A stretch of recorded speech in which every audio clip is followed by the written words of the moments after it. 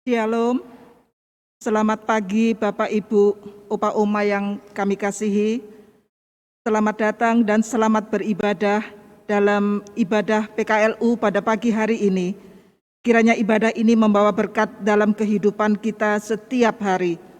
Pemberita firman pada ibadah saat ini adalah Pendeta Emeritus JF Unsulangi. Sebelum kita masuk dalam ibadah kita, saya mengundang Bapak Ibu Opa Oma untuk bangkit berdiri dan kita akan membawakan lagu Mars PKLU.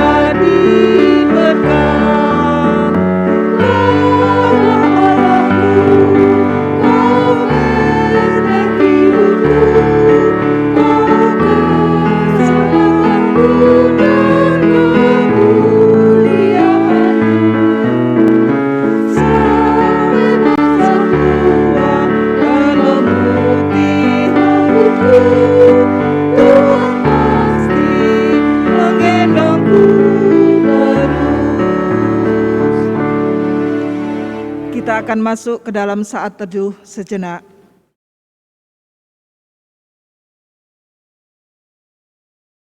Bapak Ibu yang kekasih, mari kita bangkit berdiri untuk menghadap Tuhan dan memuji namanya karena kasih setianya besar atas kita.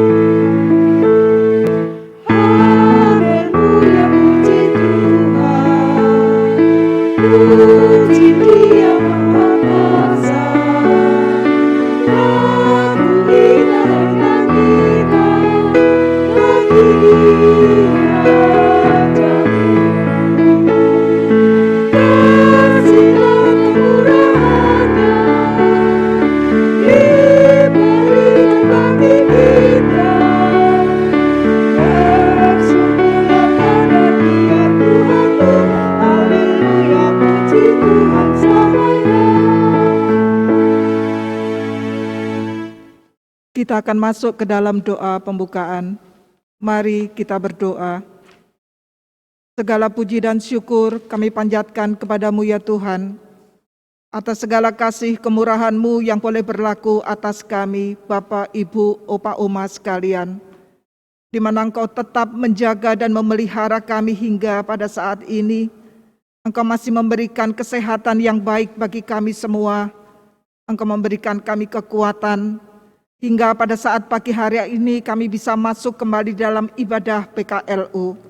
Ya Tuhan, berkatilah kiranya kami semua dalam perjalanan hidup kami ke depan, dan biarlah ibadah ini boleh menjadi kekuatan bagi kami, penghiburan bagi kami yang selalu merindukan untuk bisa ibadah seperti biasa, bertatap muka dengan saudara-saudara kami seiman.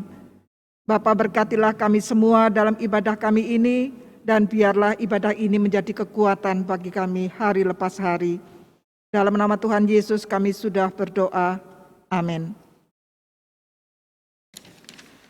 Bapak Ibu yang kekasih, mari kita membaca Mazmur pujian secara bergantian yang kita ambil dari Mazmur 104 ayat 19 sampai 24 yang menyatakan, Engkau yang telah membuat bulan menjadi penentu waktu, matahari yang tahu akan saat terbenamnya. Apabila Engkau mendatangkan gelap, maka hari pun malamlah. Ketika itulah bergerak segala binatang hutan, Singa-singa muda mengaum-ngaum akan mangsa, dan menuntut makanannya dari Allah. Apabila matahari terbit, berkumpullah semuanya, Dan berbaring di tempat perteduhannya. Manusia pun keluarlah ke pekerjaannya. Dan keusahanya sampai petang. Betapa banyak perbuatanmu, ya Tuhan.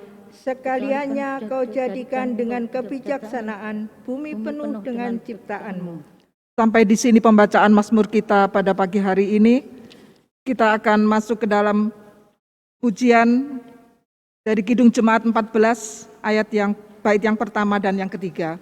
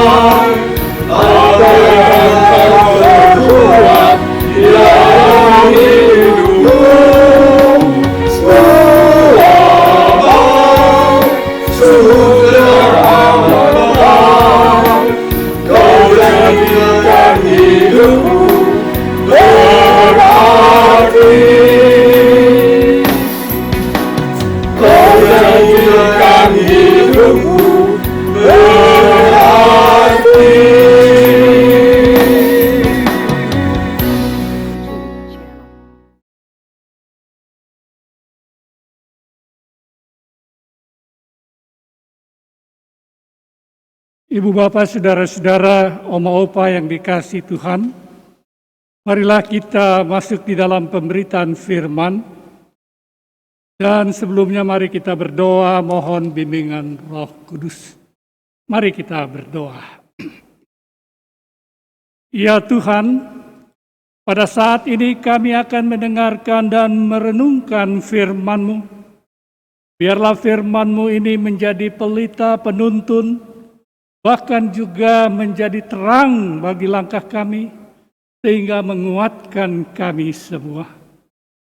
Berkatilah firman-Mu ya Tuhan, dan karuniakanlah kami kuasa Roh Kudus, agar kami dimampukan mengerti kebenaran firman.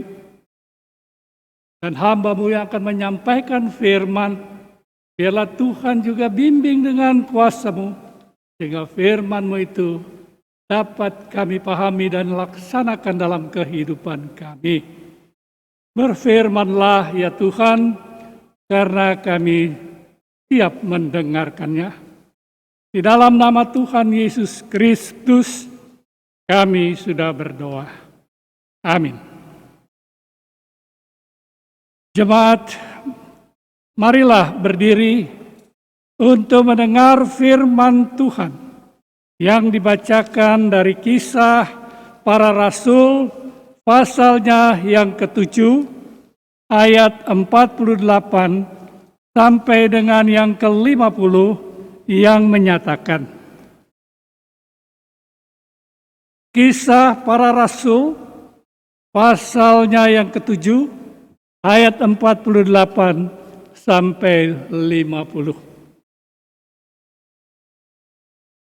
Tetapi yang Maha Tinggi tidak diam di dalam apa yang dibuat oleh tangan manusia, seperti yang dikatakan oleh Nabi. Langit adalah tahtaku, dan bumi adalah tumpuan kakiku. Rumah apakah yang akan kamu dirikan bagiku? Demikian firman Tuhan. Tempat apakah yang akan menjadi perhentianku? Bukankah tanganku sendiri yang membuat semuanya itu? Demikianlah pembacaan Alkitab. Berbahagialah semua orang yang mendengar firman Tuhan dan melakukannya. Terpujilah Tuhan Yesus. Haleluya.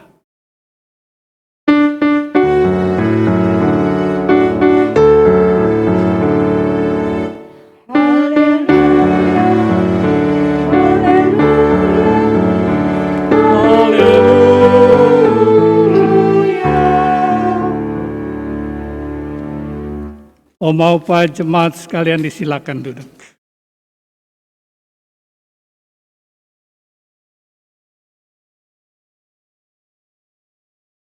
Oma opa yang dikasihi Tuhan, persekutuan lansia yang diberkati Tuhan. Pada saat ini kita bersama-sama kembali mengikuti atau melaksanakan ibadah PKLU.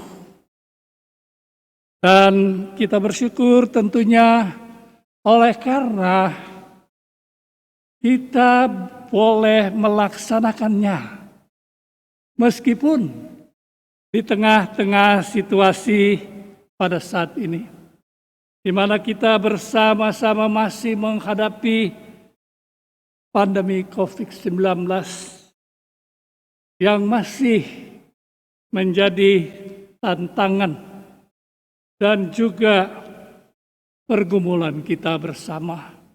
Bahkan kita tidak pun tahu kapan akan berakhir. Dan di tengah-tengah situasi ini, kita bersyukur oleh karena kita masih dapat melaksanakan ibadah persekutuan kaum lanjut usia pada saat ini. Dan tema kita pada saat ini adalah tangan Tuhan yang membuatnya. Oma-opa yang dikasihi Tuhan, kalau kita coba memperhatikan tema ini, di dalamnya ada satu pelajaran rohani dan juga sekaligus ajakan bagi kita untuk dapat melihat dan memahami akan karya Tuhan yang Tuhan buat di dalam kehidupan orang percaya.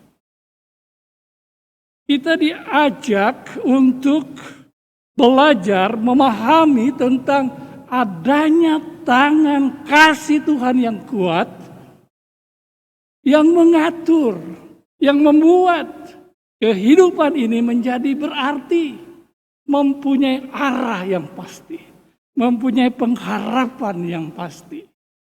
Bahkan juga tangan itu membimbing kita supaya kita dibimbing dalam damai sejahtera Tuhan. Oma-opa, persekutuan kaum lansia yang diberkati Tuhan, tema ini merupakan kesaksian dari seorang yang percaya.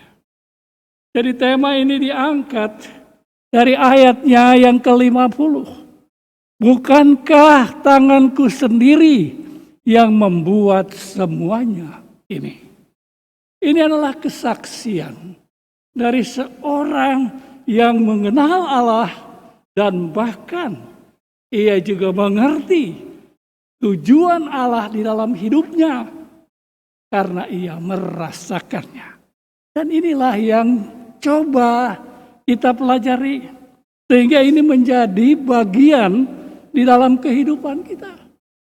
Kita juga bisa merasakannya akan adanya tangan Tuhan yang mengerjakan hal-hal yang indah dan pasti di dalam kehidupan kita, di dalam pergumulan kita, di dalam segala hal. Oma-opa yang dikasihi Tuhan, masih banyak kalau kita perhatikan orang-orang yang belum mengenal Tuhan. Masih banyak orang-orang yang belum dapat mengerti tentang Tuhan dengan karyanya.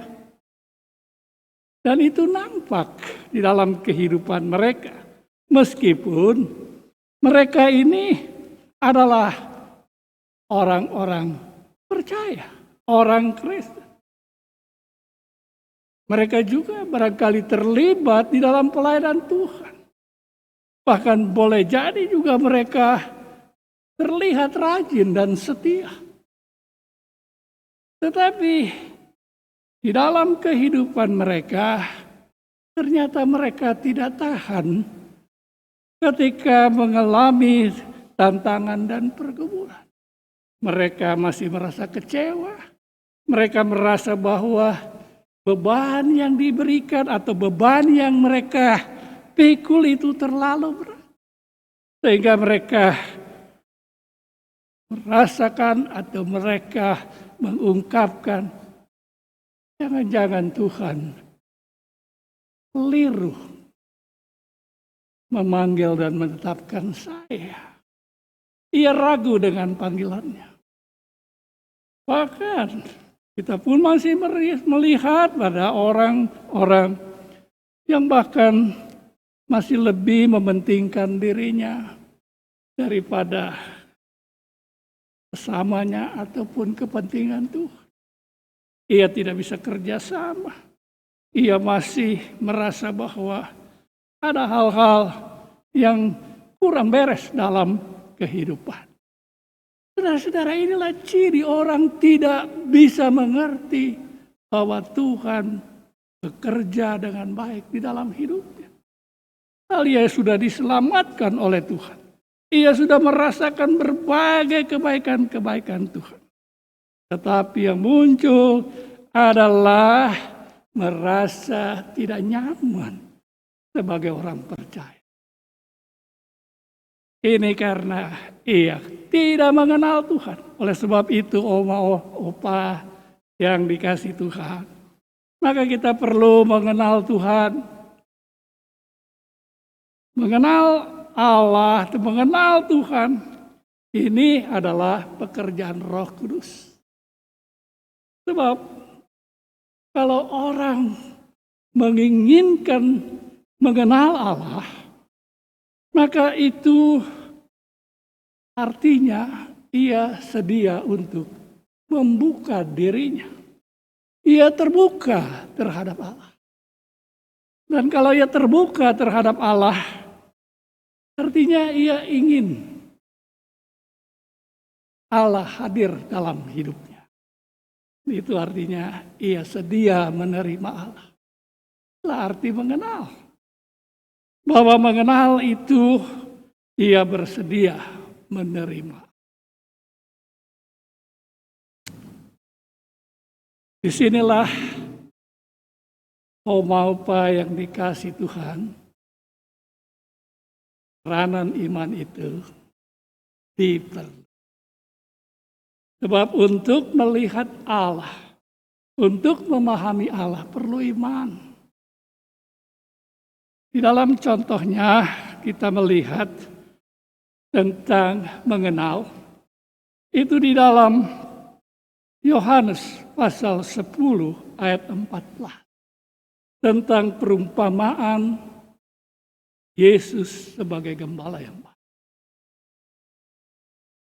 Di sana dikatakan di dalam ayat 14, akulah gembala yang baik.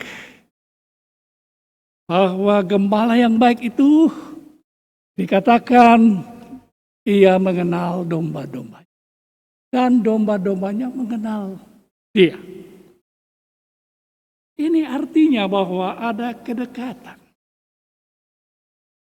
Dan di dalam khotbah ini sebenarnya saya ingin bertanya kepada opa.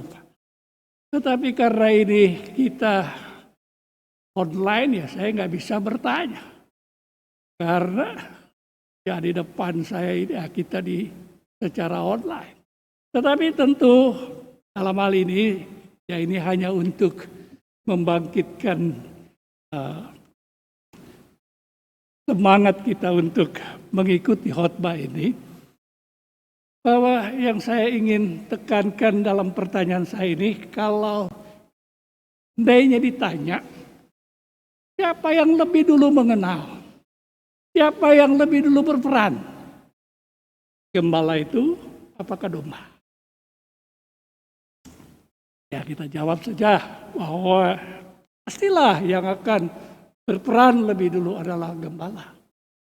Sebab dia akan meyakinkan dirinya atau ia akan mendatangi dombanya dan memberikan pesan atau memberikan kesan atau ia coba untuk meyakinkan domba itu bahwa dia nanti akan memelihara.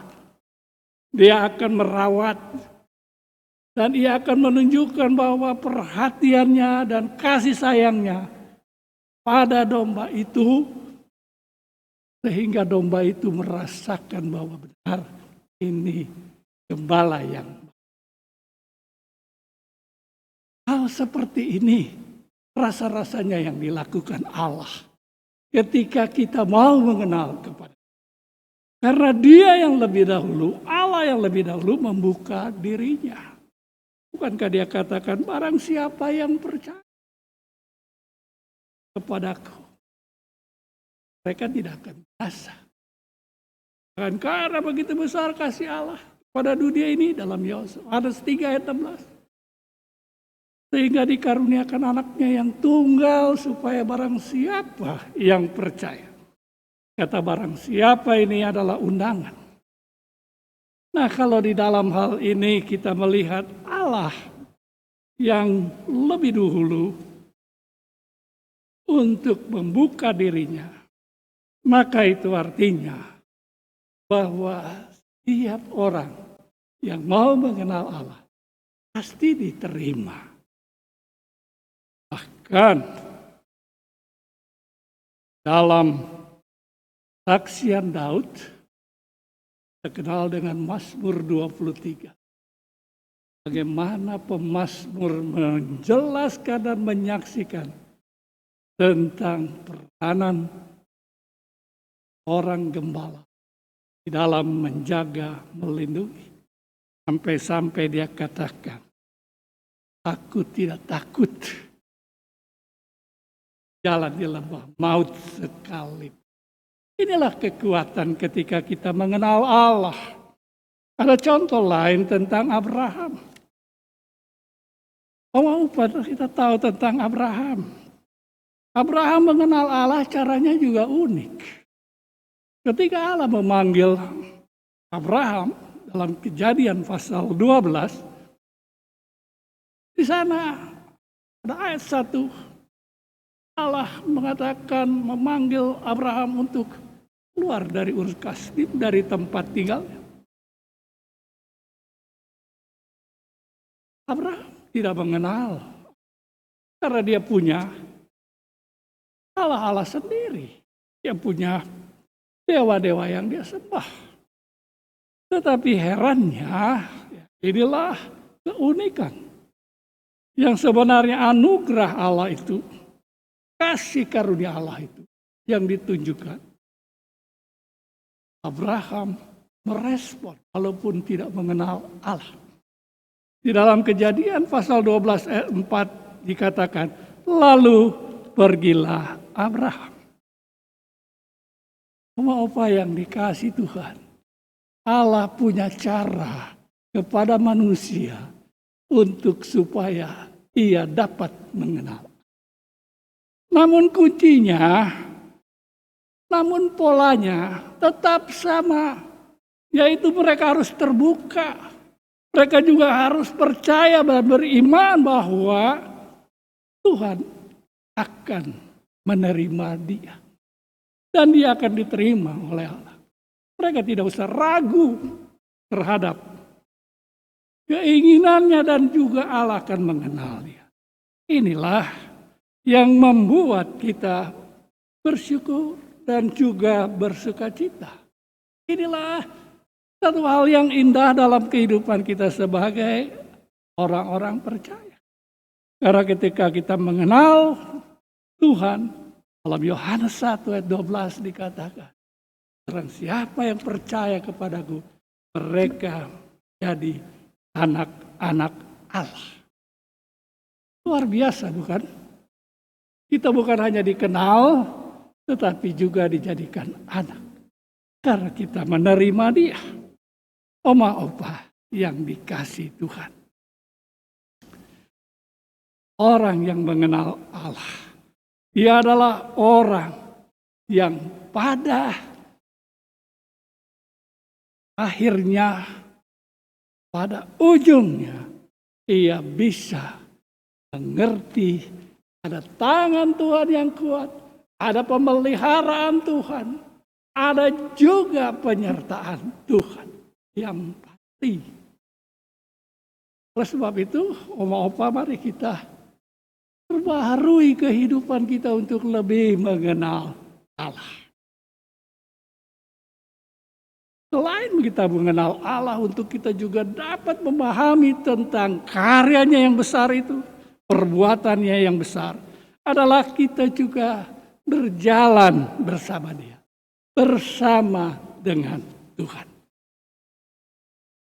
Bersama Tuhan ini juga salah satu kunci kekuatan orang Kristen. Kekuatan orang Kristen inilah yang membuat ia dapat dan tahu banyak hal-hal tentang Allah. Pada waktu Yesus melayani di dunia, sama dengan murid-muridnya, kita tahu bersama bagaimana murid-murid itu selama 3,5 tahun bersama. Sampai dengan ia disalibkan. Dan pada waktu ia bersama dengan mereka, ia mengikuti Yesus kemana saja. Dan bukan itu saja, mereka juga sebenarnya banyak belajar. Karena Yesus yang memilih mereka, memanggil mereka, dan mereka adalah murid-murid. Tetapi apa yang kita lihat dalam kehidupan para murid, ketika Yesus disalibkan dan kemudian mati, wafat, dan bangkit, maka mereka tidak lagi bersama-sama dengan Yesus. Apa yang terjadi? Mereka kehilangan harapan, kehilangan pegangan. Ini sangat ironis sekali. Ini sangat memprihatinkan sekali. Bagaimana selama ini berjalan bersama dengan Tuhan, hidup dengan Tuhan, tidak ada yang mereka bisa menjadikan pegangan. Pelajaran-pelajaran atau pengalaman bersama Yesus sepertinya tidak dapat menolong mereka. Seperti murid sepertinya mereka ini nilainya kurang ya. Ya ini pemahaman kami dalam melihat hal ini. Ini hanya tafsiran kami. Sebab kalau saya katakan murid-murid itu bodoh, murid-murid itu, ini kan sama dengan menghakimi mereka. Tetapi maksud saya dalam khotbah ini ingin menjelaskan bahwa tidak ada yang dapat mereka pelajari dari Yesus tentang bagaimana bertahan ketika Yesus sudah tidak ada. Sehingga mereka dikatakan dalam Alkitab, mereka mengunci diri mereka. Mereka ketakutan, padahal sudah mengenal Yesus. Sampai pada saat nanti pada masa Pentakosta, Allah memberikan mereka kuasa Roh Kudus dan mengubah mereka. Peristiwa ini, pengalaman murid-murid ini, coba saya ingin bagikan untuk melihat keberadaan kita. Ketika kita mengenal Yesus, ketika kita bersama-sama dengan Yesus, kita di dalam posisi tidak melihat Yesus. Allah ada di surga, Dia ada di surga. Kita tidak melihat Dia. Kita hanya percaya bahwa Ia hadir. Bahwa Ia adalah Allah yang adalah Roh. Dan di mana Ia berada, kita pun, di mana kita berada, Ia pun berada. Artinya bahwa Allah bersedia bersama-sama dengan Ia memberikan Roh-Nya sebagai penolong. Nah, saudara-saudara, kalau membandingkan hal ini, kita yang tidak melihat Allah, kita yang dengan iman percaya kepada Dia, rasa-rasanya kita lebih kuat ya dari para murid, rasa-rasanya. Sebab oma-opa yang dikasih Tuhan, tengah-tengah situasi seperti sekarang ini, bergumul dengan pandemi COVID-19, juga dengan masalah ekonomi karena ada pandemi COVID-19, yang semuanya juga mengganggu kehidupan kita. Tetapi kita bisa bertahan. kita masih merasakan kekuatan tangan Tuhan itu. Inilah anugerah dan kasih karunia Tuhan. Alasannya kenapa?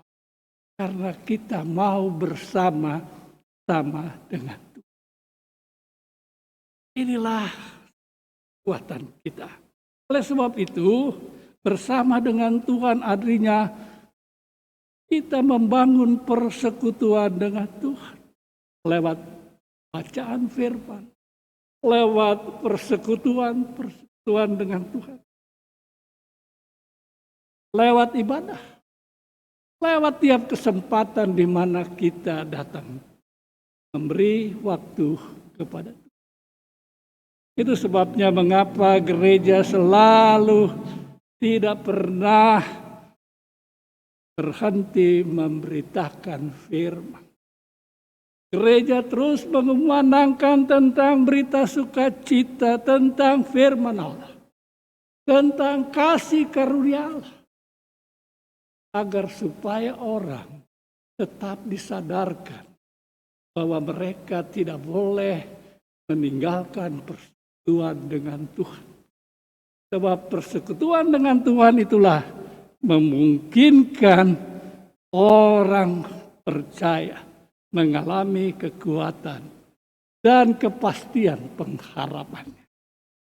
Apa yang dikasih Tuhan. Yang berikutnya tentu untuk mengerti, mengenal, dan tahu tentang karya Allah itu adalah juga tentang sikap bersyukur. Di dalam Efesus pasal 5 ayat 20 dikatakan mengucap syukurlah biasa. Dan di dalam 2 Tesalonika 1 ayat 3 ini juga dikatakan, saya akan bacakan saja. Dalam 2 Tesalonika 1 ayatnya yang ketiga dikatakan begini. Kami wajib selalu mengucap syukur kepada Allah karena kamu. Pada saat saya mempersiapkan khotbah ini, ketika saya menemukan firman Tuhan ini, dan firman Tuhan ini dia muncul atau kami peroleh atau saya dapatkan ketika kami dalam persekutuan keluarga setiap malam. Ada firman Tuhan. Dan kami terkejut. Mengapa? Karena dalam 2 Tesalonika 1 ayat 3 dikatakan wajib bersyukur. Bukan hanya mengucap syukur saja, tetapi wajib mengucap. Seperti sekarang ini ya, wajib pakai masker begitu ya. Wajib cuci tangan misalnya dalam melaksanakan protokol kesehatan. Kata kewajiban itu adalah keharusan. Itu adalah orang yang terikat dengan satu perintah yang harus dilakukan. Satu himbauan yang harus dilakukan. Mengucap syukur adalah dikatakan wajib karena ini berkaitan dengan sesamanya. Dengan hal-hal yang berkaitan dengan iman percaya. Opa-opa yang dikasih Tuhan, sikap bersyukur ini adalah salah satu juga kekuatan orang Kristen. Karena melalui bersyukur itu, ia dapat melihat dan memahami tangan kasih Tuhan yang ajaib. Bersyukur ini adalah juga penyerahan diri kita pada tuntunan Tuhan. Artinya kita ini bersedia untuk dituntun oleh Allah, dituntun oleh Tuhan, diatur oleh Tuhan. Sehingga Allah berkenan melalui hal itu kepadanya Pada orang percaya itu kemampuan dapat melihat segala hal yang terjadi. Itu sebabnya dia bisa merasakan dalam bersyukur itu karena dia melihat hal-hal baik. Walaupun itu dalam hal-hal yang berat dalam hidupnya, dia baik-baik saja. Dia tenang saja. Dia bisa bersuka cita. Dia bisa melihat segala sesuatu itu adalah perbuatan tangan Tuhan yang pada dasarnya untuk kebaikan. Beda tentu dengan orang dunia. Kalau dalam kesusahan dia akan mengeluh. Dia akan berontak. Dia tidak tahan. Beda dengan orang yang percaya, yang mengenal Tuhan, yang hidup bersama dengan. Ia melihat segala sesuatu karena ia hidup bersama dengan Tuhan dan Tuhan membukakan hal itu. Sehingga dia bersyukur. Jadi bersyukur orang Kristen itu bukan suatu seperti orang yang seringkali ya bukan lata tapi kebiasaan. Kalau dia bertemu orang, lalu dia mendengar ucapan-ucapan yang baik, misalnya ketemu dengan sesama dia katakan haleluya, amin, gitu. Ada itu. Mungkin begitu. Apakah itu mengucap syukur? Menurut saya belum. Mengucap syukur itu terlihat dari sikap. Sikapnya tenang dan sikapnya penuh dengan pengharapan dan kasih. Ia melihat segala sesuatu di dalam terang Tuhan. Nah, inilah yang disaksikan dalam bacaan kita ini. Dalam tema kita tentang tangan Tuhan yang membuat. Bagaimana ia bisa melihat? Bagaimana ia bisa meyakini? Kita tahu bahwa bagian bacaan ini ayat 48 sampai 50 ini dari pasal 7 ini kesaksian Stefanus. Pada waktu ia di hadapan para imam-imam mempertanggungjawabkan tentang iman percayanya. Stefanus pada waktu itu menjelaskan tentang sejarah umat Israel. Mulai keluar dari Mesir. Dan kemudian ia mengutip Yesaya pasal 66 ayat 1-2 yang merupakan bacaan kita ini. Ayat 9-50. Dan di sanalah ia menjelaskan, menyaksikan. Dan dia katakan di sini bagaimana Allah ia bertakhta di surga.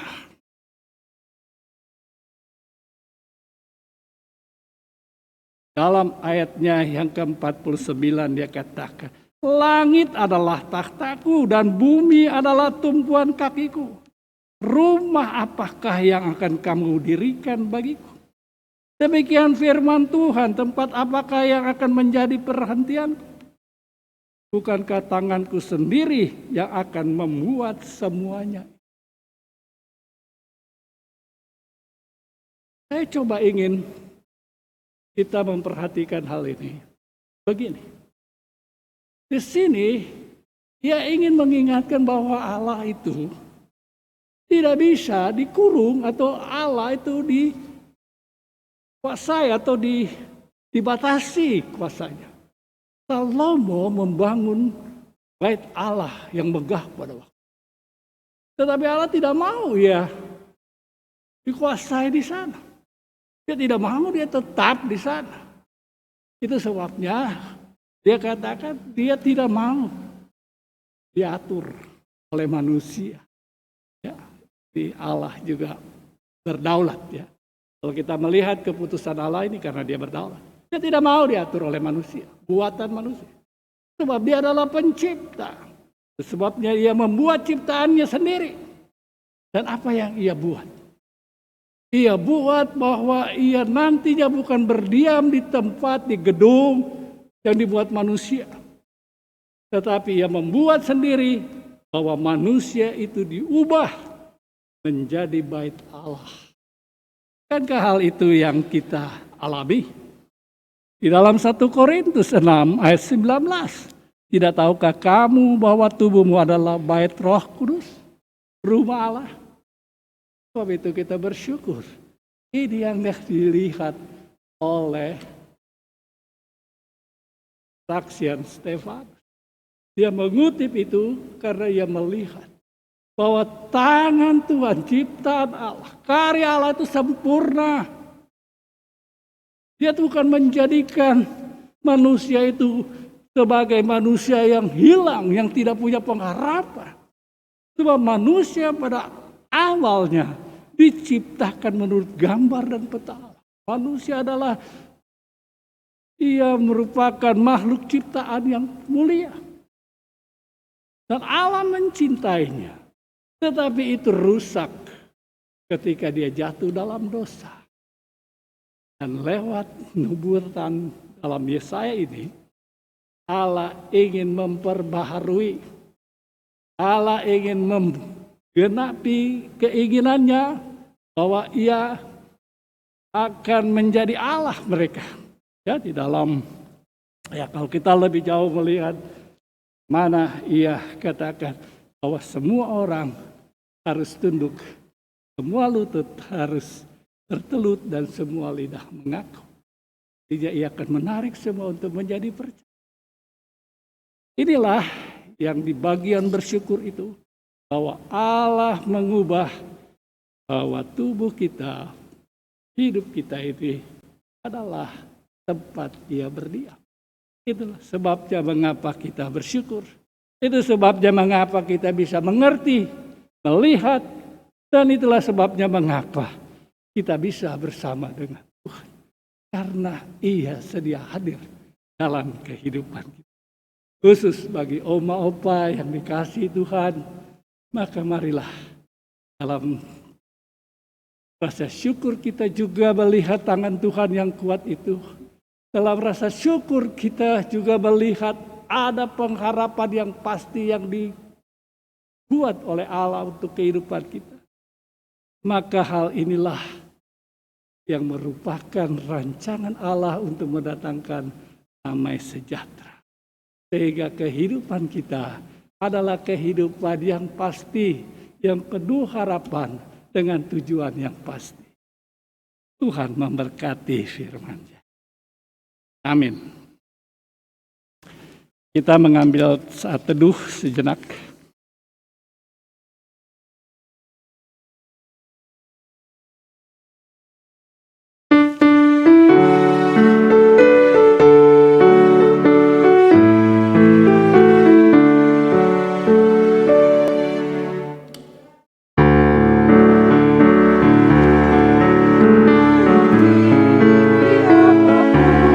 Menjaga bintang manapun,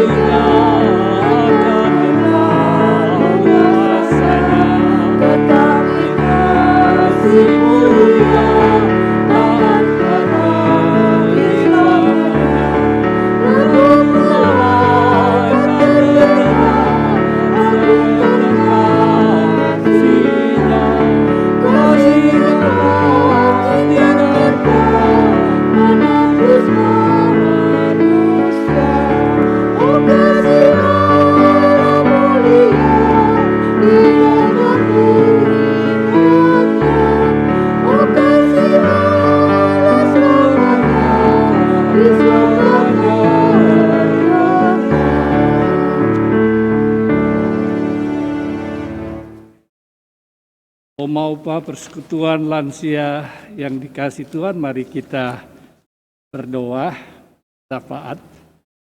Mari kita berdoa. Bapa di dalam surga, kami bersyukur bersama oleh karena boleh mendengar firman-Mu. Karena firman-Mu ini boleh mengingatkan kami, ada tangan Allah yang kuat, ada tangan Allah yang dapat menuntun kami. Kami juga boleh memahami bahwa rancangan Allah lewat karyanya itu adalah pasti adalah sesuatu yang bertujuan untuk memberikan damai sejahtera, memberikan pengharapan dan kekuatan. Kami juga berdoa pada kesempatan ini untuk gereja kami GPB Bethesda Sidoarjo dengan segala pergumulan dan tantangan dalam pelayanan kesaksian dan persekutuan. Kami berdoa untuk semua pelayanan yang dilaksanakan, khususnya juga dalam situasi sekarang ini, di mana pelayanan dilaksanakan secara online. Biarlah dengan kegiatan seperti ini kami tetap dapat menjadi berkat lewat firman yang disampaikan, lewat pelayanan. Apakah itu pelayanan pelkat yang dilayani, ataupun juga pelayanan ibadah hari Minggu. Kami berdoa juga untuk kegiatan-kegiatan yang sedang dilaksanakan. Kami mendoakan untuk gerakan pemuda dalam rangka hari ulang tahun mereka. Mereka saat ini sedang mengatur pelayanan mereka untuk perlombaan memuji Tuhan. Kami berdoa supaya kegiatan ini juga boleh memberikan sesuatu yang dapat membangun persekutuan di tengah-tengah situasi yang ada. Dengan kegiatan ini dapat juga memberikan semangat dan dapat menjalin persekutuan sesama. Bapa di dalam surga, kami berdoa juga untuk para pelayan, kami berdoa untuk Ibu Pendeta Lucy Rosita P5 sebagai Ketua Majelis Jemaat Tuhan, berkati keluarga dan pelayanannya. Berdoa juga untuk Pendeta Tumorang, Pendeta Jemaat dengan keluarga dan pelayanannya. Juga dengan semua pendeta emeritus, semua juga mereka termasuk di sini juga pendeta Yesa Latmahina yang juga terlibat dalam pelayanan pekerjaan. Berkati mereka semua. Doa juga untuk para penatua, diaken, majelis jemaat. Tuhan berkati. Tuhan Yesus, kami juga ingin berdoa untuk pergumulan jemaat kami tengah-tengah pandemi ini, khususnya bagi mereka yang saat ini sakit, yang saat ini sedang bergumul dengan kesehatan mereka. Banyak di antara mereka yang saat ini dirawat. Banyak juga di antara mereka yang saat ini sedang bergumul dengan kesehatan. Kuatkan dan sembuhkan mereka. Pulihkan mereka. Juga mereka yang berduka cita, yang masih di dalam suasana duka ini, Tuhan hiburkan mereka. Tuhan, kami berdoa juga untuk mereka juga yang saat ini bersuka cita karena ulang tahun kelahiran, ulang tahun perkawinan. Tuhan berkati mereka. Tuhan, pada kesempatan ini kami juga berdoa untuk pemerintah dalam menangani COVID-19. Karena upaya pemerintah untuk melaksanakan vaksinasi dan juga untuk pemulihan ekonomi, bahkan juga untuk melaksanakan sosialisasi tentang protokol kesehatan, di mana segala sesuatunya biarlah boleh berjalan dengan. Berdoa juga untuk para tenaga kesehatan, para dokter, para perawat, relawan, agar mereka juga boleh Tuhan berkati dalam kegiatan mereka. Berkati pemerintah Kabupaten Sidoarjo, agar mereka dengan hikmat dan kasih sayang Tuhan menyertai segala keputusan dan tindakan mereka di dalam membangun pasti kondisi dalam situasi COVID-19 pada saat ini. Kami berdoa juga ya Tuhan, mengucap syukur untuk pelayanan pada hari ini. Berdoa juga untuk mereka yang mengisi kegiatan pada pagi hari ini. Tuhan berkati untuk organis, untuk prokantor, untuk liturgos, juga untuk sound system, petugas sound system dan multimedia. Tuhan berkati juga untuk semua yang mendukung pelayanan kami pada hari ini. Masuk pegawai dan juga kostor, satpam, dan semua mereka yang terlibat di dalam. Terima kasih banyak Tuhan. Banyak hal kami ingin sampaikan, biarlah Tuhan kiranya menyempurnakan doa kami. Kami berdoa, mohon hanya di dalam nama Tuhan Yesus Kristus yang telah mengajar kami berdoa. Bapa kami yang di surga, dikuduskanlah namamu. Datanglah kerajaanmu, jadilah kehendak-mu di bumi seperti di surga. Berikanlah kami pada hari ini makanan kami yang secukupnya. Dan ampunilah kami akan kesalahan kami, seperti kami juga mengampuni orang yang bersalah kepada kami. Jangan membawa kami ke dalam pencobaan, tapi lepaskanlah kami daripada yang jahat.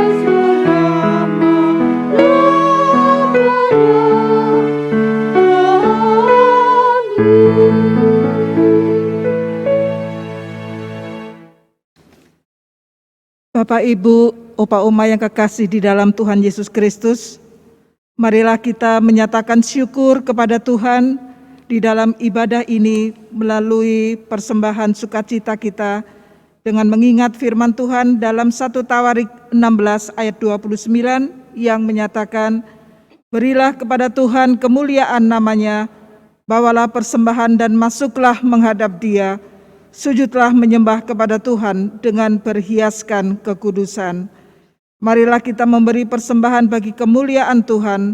Tuhan memberkati saudara dan persembahan saudara.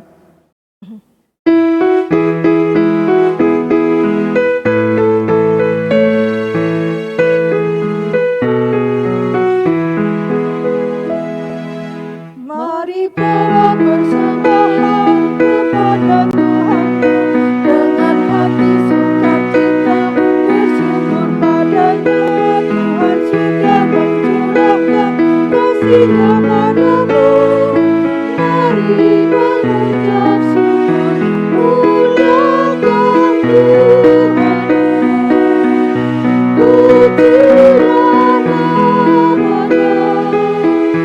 Bawalah persembahanmu dengan sukacita padanya. Muliakan Tuhan, pujilah namanya.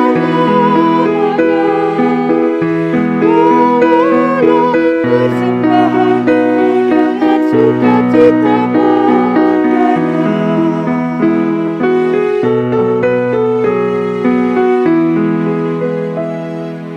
Jangan takut dan khawatir, Tuhan menjagamu. Kau tak akan kekurangan di dalam hidupmu. Apapun yang kau butuhkan, diberikan Tuhanmu. Mari mengucap syukur, muliakan Tuhan. Pujilah namanya. Bawalah persembahanmu dengan sukacita padanya. Muliakan Tuhan, pujilah namanya.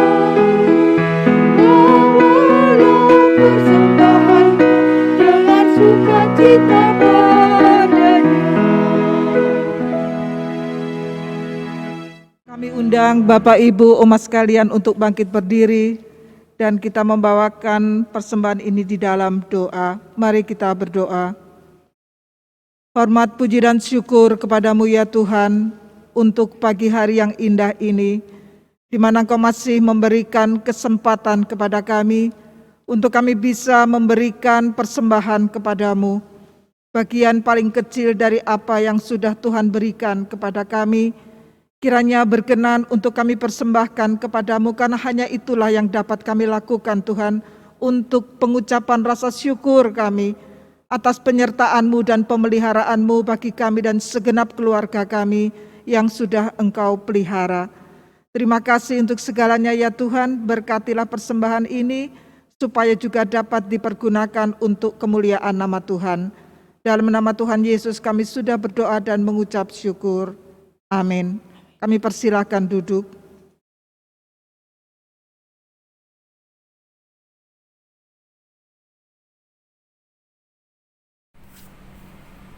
Shalom, selamat pagi Opa Oma yang diberkati Tuhan. Pagi ini kita telah melaksanakan ibadah pelekat PKLU Jemaat dengan baik. Itu semua karena berkat dari Tuhan Yesus Kristus. Untuk itu kami ucapkan selamat bagi Oma dan Opa yang telah meluangkan waktu untuk bersama-sama mengikuti ibadah pada saat ini. Kami ucapkan terima kasih kepada Bapak Pendeta J.F. Unsulangi yang telah memimpin ibadah kita pada pagi hari ini. Tuhan Yesus memberkati pelayanan Bapak Pendeta beserta keluarga, dan kepada pelayan liturgi, organis, pemandu lagu, serta semua pihak yang telah mensukseskan terlaksananya ibadah ini. Kami juga ucapkan terima kasih.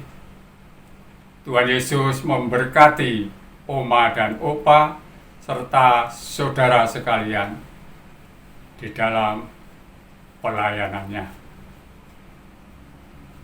Untuk ibadah kita bulan depan, yaitu pada bulan September, rencananya akan dilaksanakan pada hari Sabtu minggu kedua, yaitu tanggal 11 September 2021, apabila tidak ada perubahan. Demikian, sebagai petugas ibadah bulan September nanti adalah PKLU Sektor Hosiana. Saya ulangi, PKLU Sektor Hosiana. Kalau toh nanti ada kesulitan, akan kita bantu. Terima kasih atas perhatiannya. Demikian warta pelekat saat ini. Tuhan Yesus memberkati kita semua. Jemaat yang dikasihi Tuhan, pergilah dengan sejahtera dalam kehidupanmu sehari-hari, pulanglah dengan berkat dan damai sejahtera, dan lakukanlah firman Allah yang sudah kamu dengar. Dan marilah kita memuji Tuhan dari nyanyian hidupku disentuh oleh kasih Tuhan.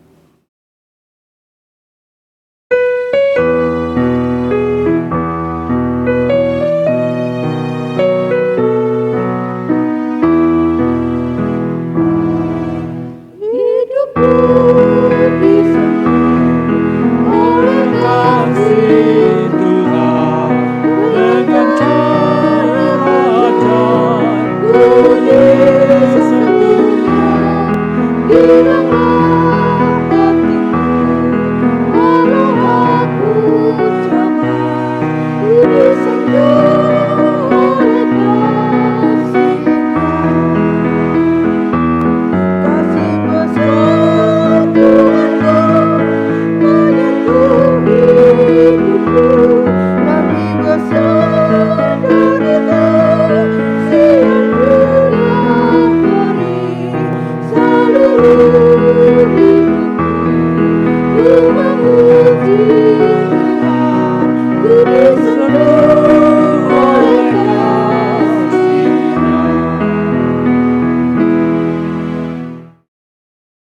Angkatlah hati dan arahkanlah pikiranmu kepada Tuhan, serta terimalah berkat-Nya. Kasih karunia Tuhan Yesus Kristus, kasih Allah Bapa, dan persekutuan Roh Kudus menyertai kamu sekalian.